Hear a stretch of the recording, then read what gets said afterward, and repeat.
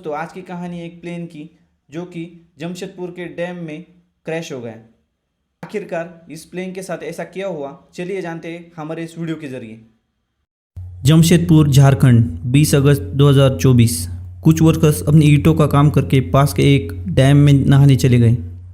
समय दोपहर के करीब 12 बजे। यहाँ पर एक वर्कर को दिखाई दिया एक प्लेन। यह प्लेन कभी ऊपर तो कभी नीचे जा रहा था और कुछ ही देर बाद यह प्लेन पानी के बेहद नज़दीक आ गया, लेकिन दूरी अधिक होने की वजह से वह वर्कर प्लेन को देख नहीं पाया। उसे लगा कि यह प्लेन क्रैश हो गया, इसलिए वह अपने गांव रसोया बस्ती में जाकर सबको बताया कि चांडिल डैम में एक प्लेन क्रैश हो गया, लेकिन उसकी बातों पर कोई यकीन नहीं किया। अब कुछ ही घंटे बाद खबर आने लगी कि सोनेरी एयरपोर्ट जमशेदपुर से एक 2 सीटर वाला प्लेन सेना 152 उड़ान भर रहा। यह एक ट्रेनिंग फ्लाइट थी। इस एयरपोर्ट में पायलट को ट्रेनिंग भी दी जाती है। इस प्लेन को alchemist aviation private limited operate कर रही थी। यह कंपनी पायलट्स को ट्रेनिंग प्रोवाइड करती है।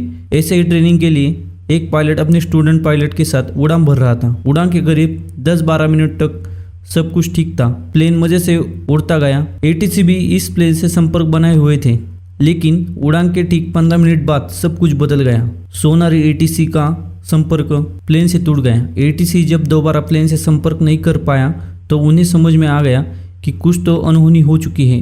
तुरंत सर्च टीम प्लेन को खोजने के लिए निकल गए। Forest department, police, airline company के स्टाफ सभी प्लेन को खोजने में लग गए। शुरुआती सर्च में प्लेन को डैम के पास मौजूद जंगलों में खोजा जा रहा था। अब तक इंटरनेट में बहुत सारे फेक फोटोज फैलने लगा भी, लेकिन अब तक भी पता नहीं चल पाया कि आखिर यह प्लेन कहाँ क्रैश हुआ। अब रसाया बस्ती वालों को यकीन हो गया कि वह मजदूर सही बोल रहा था। इस बात की खबर सर्च टीम को दी गई। टीम ने पानी के अंदर छानबीन करना शुरू कर दिया। जहां उन्हें जूता मिला, शायद यह जूता उन्हीं दोनों में से किसी एक पायलट का है। खैर, जूता मिलने के बाद छानबीन तेज होने लगी, लेकिन अफसोस पूरा दिन गुजर गया पर प्लेन नहीं मिला। इसका सबसे बड़ा कारण है बरसात का मौसम। सावन के मौसम में बारिश इतनी तेज होती कि पूरा पानी धूल मिट्टी में मिक्स हो जाता है। पानी इतना गंदा हो जाता है कि पानी के अंदर क्या है कुछ भी दिखाई नहीं दिया। पानी के अंदर डूबकर आंखें भी खोली जाए तब भी कुछ नहीं दिखाई देता। ऐसे प्लेन को खोज पाना काफ़ी कठिन हो गया।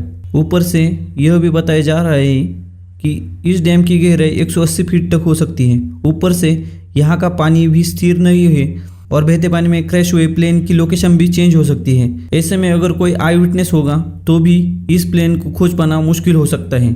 21 अगस्त का दिन भी गुजर गया पर यह प्लेन दोबारा नहीं मिला। हादसे में सवार दोनों पायलट के रिलेटिव समेत सर्च टीम इसी उम्मीद में लगे हुए थे कि अब प्लेन मिल जाएगा, लेकिन अगला दिन भी गुजर गया और सभी को निराशा ही हाथ लगी। अब दिन आता है 22 अगस्त। 22 अगस्त को करीब 10:11 पर एक न्यूज़ आई कि नीमडी प्रखंड के डैम में एक बॉडी मिली है, जिसकी पहचान शुभ्र दत्त के रूप में हुई है। करीब 8 घंटे बाद, यानी कि करीब रात के 8 बजे एक न्यूज़ आती है कि कैप्टन जीत की बॉडी भी मिल चुकी है और प्लेन का कुछ भी पता नहीं चला है। इस केस के बारे में ज़्यादा कुछ बात करने को नहीं है। जब उस वर्कर ने प्लेन को देखा तब प्लेन से कोई भी धुआं नहीं निकल रहा था। एक चीज़ नोटिस करने वाली है, ऐसे बताया जा रहा है कि प्लेन हिल के लंबे लंबे पेड़ों के बहुत नज़दीक से होकर गुजरा। ऐसा लगा मानो यह प्लेन पेड़ों से टकरा गया हो। इसके बाद यह प्लेन अनबैलेंस हो गया। प्लेन कभी ऊपर तो कभी नीचे जाने लगा। इस तरह से यह करीब 2 से 3 किलोमीटर दूर चला गया और यह प्लेन क्रैश हो गया। हालांकि क्रैश होते हुए भी किसी ने भी नहीं देखा, बस यह प्लेन पानी के बेहद नज़दीक से उड़ रहा था। यही वह आखिरी समय था जब इस प्लेन को देखा गया। हालांकि लोकल न्यूज़ के अनुसार 2 और व्यक्ति थे जिन्होंने प्लेन को क्रैश होते हुए देखा। इनके अनुसार एक तेज आवाज़ सुनाई दिया और डैम का पानी 20 से 25 फीट ऊपर उठ गया। इसका इंजन घड़घड़ा रहा था। हालांकि यह ग्रामीण है और इनके पास एविएशन का नॉलेज तो बिल्कुल भी नहीं होगा, इसलिए इनके बयान से यह बता पाना मुश्किल है कि यह इंजन रनिंग कंडीशन में था या नहीं, यह प्लेन गिर रहा था या ग्लाइडर कर रहा था। आई विटनेस के अनुसार यह पेड़ों के बहुत नज़दीक से गुजरा। इसके बाद ही यह प्लेन ऊपर नीचे गोते खाने लगा। इसलिए इस बात की भी संभावना हो सकती है कि प्लेन अगर पेड़ से टकराया हो तो वह विंग्स के कंट्रोल सरफेस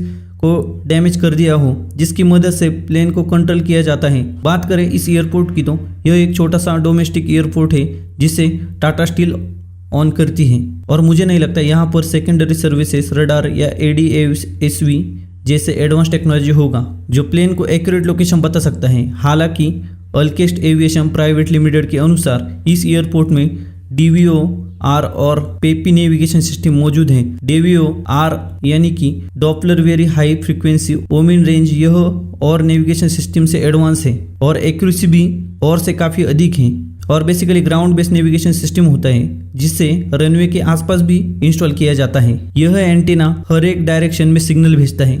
जब प्लेन इसके सिग्नल के रेंज में आता है तो पायलट को यह जानकारी मिल जाती है कि वह एयरपोर्ट से किस डायरेक्शन में है। इसके अलावा इस VOR में DME यानी कि डिस्टेंस मैनेजिंग इक्विपमेंट्स भी लगा होता है जो प्लेन और एंटीना की दूरी भी पायलट्स को प्रोवाइड करता है। DVOR एंटीना भले ही पायलट को बहुत सारी इंफॉर्मेशन प्रोवाइड करता है, लेकिन यह एंटीना यह नहीं बता सकता कि प्लेन क्रैश कहाँ हुआ है। प्लेन का क्रैश लोकेशन सिर्फ रडार ही बता सकता है। यह और एंटीना सारी जानकारी पायलट को देता है, यह खुद कोई जानकारी स्टोर नहीं करता। यही वजह है कि ATC को भी कुछ भी पता नहीं चल पाता इस एंटीना के जरिए, यानी कि एंटीना बताएगा पायलट को कि वह कहाँ पर है और पायलट रेडियो कॉल के जरिए ATC को बताएगा कि वह कहाँ पर है। इसके अलावा इस एयरपोर्ट में पेपी भी इंस्टॉल है। पेपी यानी कि प्रिसीजन अप्रोच पाथ इंडिकेटर, यह बेसिकली लाइट्स होता है जिसे रनवे के थ्रेशोल्ड लाइन के साइड में इंस्टॉल किया जाता है। ये लाइट्स प्लेन को गाइड करती है कि लैंडिंग करते समय प्लेन का पोजीशन ग्लाइड स्लोप पर ही रहे। अगर यह अधिक ऊपर जाता है तो व्हाइट लाइट दिखाई देगा, अगर ज़्यादा नीचे है तो रेड लाइट दिखाई देगा। अगर यह अपने ग्लाइड स्लोप पर है जहां इसे होना चाहिए तो वाइट और 2 रेड लाइट दिखाई देगा। इस तरह से पायलट इन लाइट्स की मदद से अपने एल्टीट्यूड को मैनेज करते हुए प्लेन को एयरपोर्ट में लैंड करता इन लाइट्स की मदद से अपने एल्टीट्यूड को मैनेज करते हुए प्लेन को एयरपोर्ट में लैंड कर देता है।